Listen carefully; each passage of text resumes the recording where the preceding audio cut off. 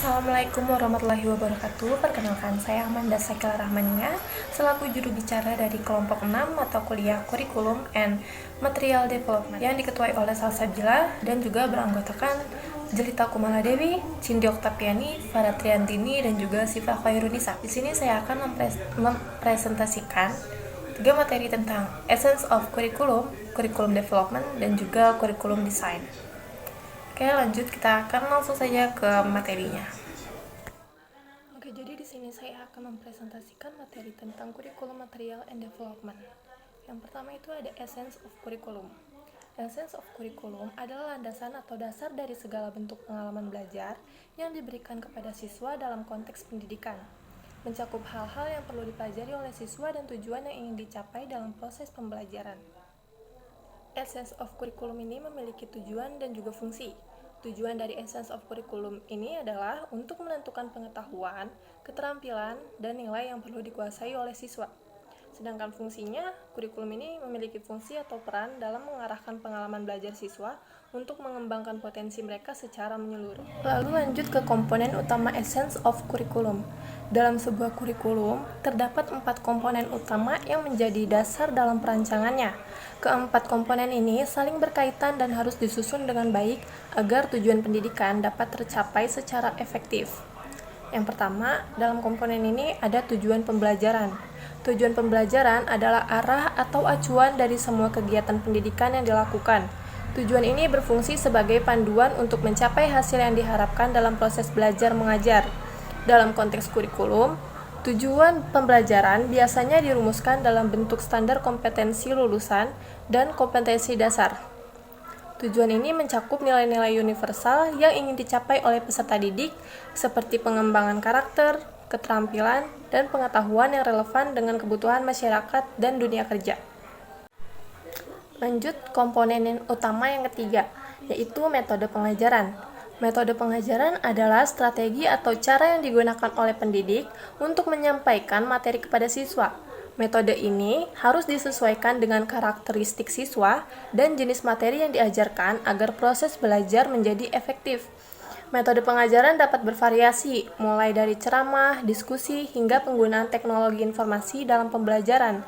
Interaksi antara metode dan materi sangat penting untuk memastikan bahwa siswa dapat memahami dan menerapkan apa yang telah dipelajari.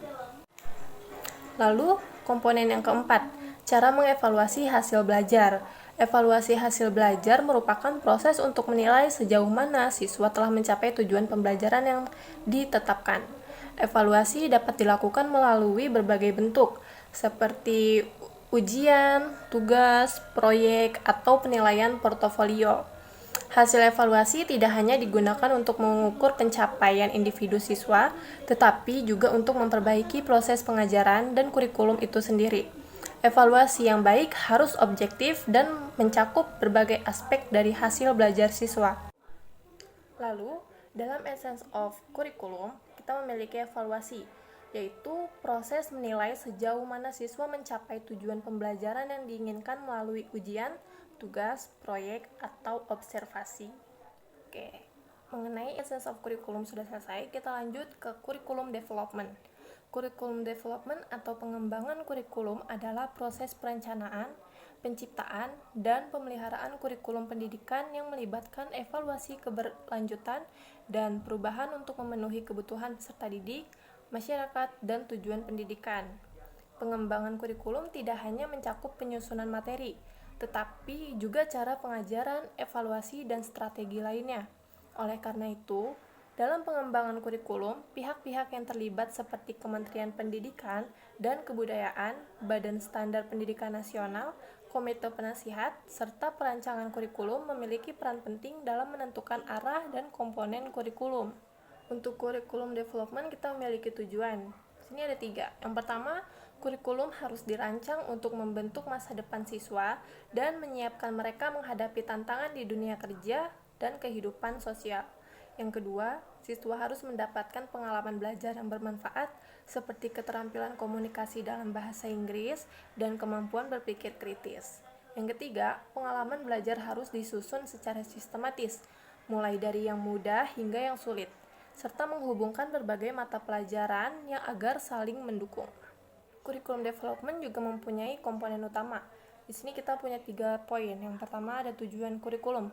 Kurikulum dirancang agar siswa siap menghadapi masa depan dengan keterampilan dan kompetensi yang relevan.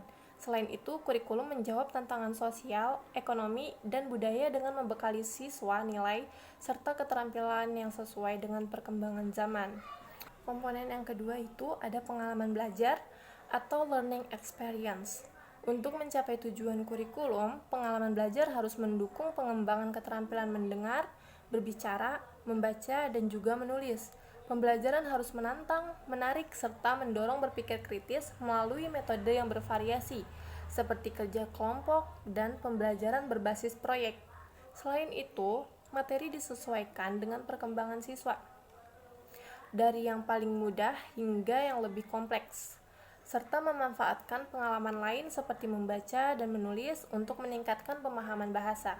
Komponen yang ketiga yaitu organisasi pengalaman belajar atau learning experiences organization. Dalam penyusunan kurikulum, pengalaman belajar harus diorganisir dengan baik melalui hubungan vertikal dan juga horizontal. Hubungan vertikal memastikan kesinambungan materi dari satu tingkat ke tingkat berikutnya, sehingga pembelajaran berkembang secara bertahap, misalnya dari kelas 7 ke kelas 8. Atau hubungan horizontal yang menghubungkan berbagai mata pelajaran dalam satu tingkat pendidikan, seperti sejarah, geografi, dan ekonomi yang saling berkaitan dalam satu kelas. Ada 3 prinsip utama dalam organisasi materi. Pertama, kontinuitas, yaitu pengulangan kegiatan belajar atau pengulangan materi. Yang kedua, urutan atau sequence, yaitu materi yang disusun dari yang mudah hingga yang paling sulit. Yang ketiga, integrasi atau integration, yaitu materi harus terhubung dari berbagai aspek pembelajaran seperti keterampilan mendengar, berbicara, membaca, dan juga menulis. Dalam kurikulum ini juga memiliki beberapa faktor perubahan kurikulum. Yang pertama ada perubahan sistem pemerintah. Pergantian kepemimpinan atau kebijakan baru dalam pendidikan seringkali memicu perubahan kurikulum. Misalnya perubahan ideologi atau prioritas pendidikan yang ditetapkan oleh pemerintah baru dapat berdampak langsung pada isi dan struktur kurikulum. Yang kedua itu ada faktor perkembangan ilmu pengetahuan dan juga teknologi. Kemajuan dalam ilmu pengetahuan dan teknologi mengharuskan kurikulum untuk diperbarui agar siswa memiliki keterampilan yang relevan dengan kebutuhan zaman. Kurikulum perlu mencerminkan inovasi terbaru agar siswa siap menghadapi tantangan di dunia kerja yang semakin kompleks. Lalu faktor yang ketiga itu karena pertumbuhan penduduk. Dengan meningkatnya jumlah siswa, sistem pendidikan harus disesuaikan untuk mengakomodasi semua anak. Hal ini dapat mencakup penyesuaian dalam metode pengajaran, penyediaan sumber daya, dan pengembangan infrastruktur pendidikan. Lanjut, kurikulum desain.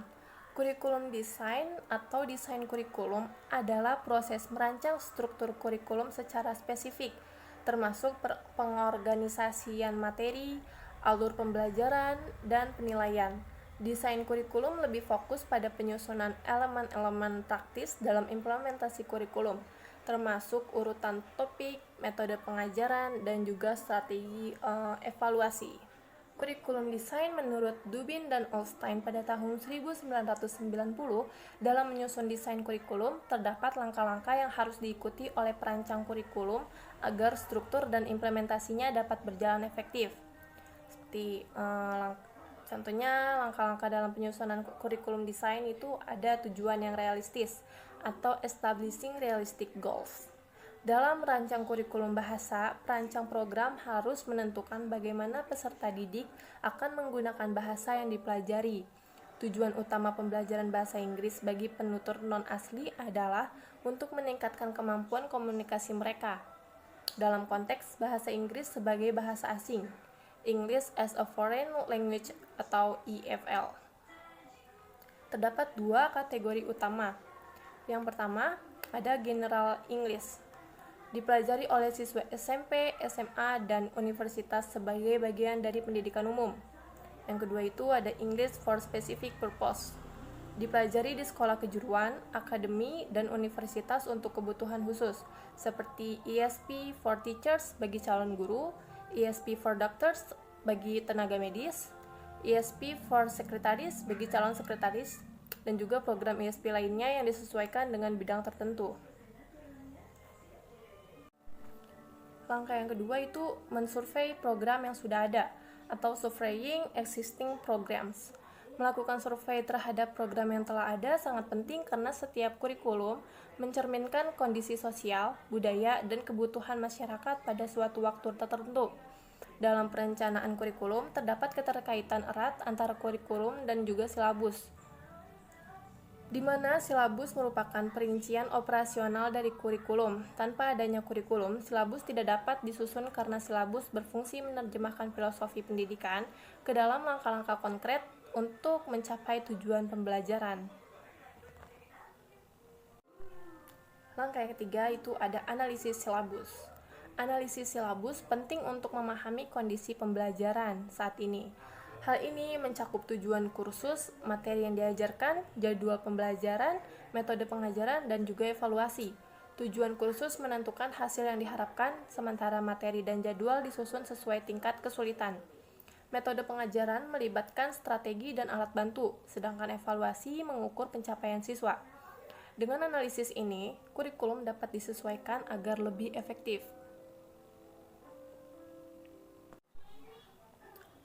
Terakhir, langkah yang keempat, evaluasi program dan juga implementasi. Evaluasi program dan implementasi kurikulum penting untuk memastikan efektivitasnya dalam pembelajaran. Proses ini menilai metode pengajaran, materi, serta kendala yang muncul selama penerapan. Hasil evaluasi digunakan untuk menyesuaikan kurikulum agar lebih relevan dengan kebutuhan siswa dan kondisi aktual. Dengan evaluasi yang berkelanjutan, sistem pembelajaran dapat terus ditingkatkan agar lebih efektif dan sesuai dengan perkembangan dunia pendidikan. Lanjut kepada komponen utama kurikulum desain. Kurikulum yang pertama itu ada kurikulum dan silabus yang ada. Kurikulum dan silabus merupakan dasar dalam perancangan pembelajaran, di mana kurikulum menentukan tujuan pembelajaran secara umum, sedangkan silabus merinci langkah-langkah untuk mencapainya. Dalam penyusunannya, perlu diperhatikan tujuan pembelajaran yang jelas, materi yang sesuai, serta jadwal pengajaran yang sistematis. Metode dan teknik pembelajaran harus disesuaikan dengan kebutuhan siswa agar lebih efektif. Selain itu, evaluasi dilakukan untuk menilai sejauh mana siswa memahami materi dan mencapai tujuan pembelajaran. Lanjut, komponen kurikulum yang kedua, yaitu materi yang digunakan. Materi pembelajaran berperan penting dalam keberhasilan kurikulum. Penyusunannya harus memperhatikan sumber materi, apakah berasal dari buku, jurnal, atau referensi lain yang kredibel. Selain itu, materi harus sesuai dengan silabus agar mendukung pencapaian tujuan pembelajaran. Keberagaman metode dalam materi juga diperlukan agar guru dan siswa memiliki alternatif dalam proses belajar. Selain itu, materi harus mencakup keterampilan bahasa seperti mendengar, berbicara, membaca, dan menulis sesuai dengan kebutuhan siswa. Lalu komponen yang ketiga yaitu guru. Guru harus memiliki jumlah yang mencukupi, kualifikasi yang sesuai, dan keterampilan mengajar yang efektif agar pembelajaran berjalan optimal. Lalu yang keempat ada siswa. Jumlah siswa dalam kelas perlu diperhatikan agar tidak menghambat interaksi dan efektivitas pembelajaran. Yang terakhir itu ada sumber daya program. Fasilitas seperti ruang kelas, perpustakaan, dan teknologi itu harus memadai. Kebijakan kurikulum juga harus mempertimbangkan ketersediaan sumber daya agar implementasi berjalan efektif dan sesuai dengan kebutuhan. Ada dua faktor yang harus dipertimbangkan dalam kurikulum desain. Yang pertama ada pembagian waktu dan juga pengaturan ruang kelas atau classroom setting. Lanjut jenis-jenis kurikulum desain. Yang pertama subject center design atau berpusat pada mata pelajaran. Jenis desain kurikulum ini menekankan pada mata pelajaran yang dimana kurikulum disusun berdasarkan disiplin ilmu seperti matematika, bahasa, dan juga sains. Pembelajaran ini bersifat sistematis yang bertahap, tetapi kurang fleksibel dalam menyesuaikan kebutuhan individu siswa. Lalu yang kedua ada learner centered design atau berpusat pada siswa. Desain ini berfokus pada kebutuhan dan minat siswa dan memberikan mereka lebih banyak kebebasan dalam belajar. Pendekatan ini membuat pembelajaran lebih bermakna, namun memerlukan perencanaan lebih kompleks agar tetap efektif bagi setiap siswa. Yang ketiga ada problem center design atau berpusat pada masalah. Jenis ini mendorong siswa untuk menyelesaikan masalah nyata dalam kehidupan sehari-hari. Metode seperti project-based learning atau problem-based learning digunakan untuk melatih berpikir kritis dan juga kreatif. Kelebihannya adalah siswa lebih aktif dan terlibat, tetapi guru harus membimbing dengan baik agar proses belajar tetap terarah. Baik, jadi secara keseluruhan kesimpulannya, essence of curriculum menentukan esensi pembelajaran yang ingin dicapai dengan menetapkan tujuan, materi, metode pengajaran, dan juga evaluasi. Curriculum development adalah proses perencanaan dan penyusunan kurikulum yang terus berkembang sesuai dengan kebutuhan peserta didik, masyarakat, dan dunia kerja. Sementara itu, kurikulum desain berfokus pada pengaturan elemen-elemen kurikulum agar dapat diterapkan secara efektif, termasuk pengorganisasian materi, metode pengajaran, serta strategi evaluasi. Dengan pemahaman yang tepat, ketiga aspek ini memastikan bahwa kurikulum dapat berjalan secara sistematis dan mencapai tujuan pendidikan yang optimal. Oke, jadi segitu yang dapat saya sampaikan tentang presentasi hari ini. Sekian, terima kasih. Wassalamualaikum warahmatullahi wabarakatuh.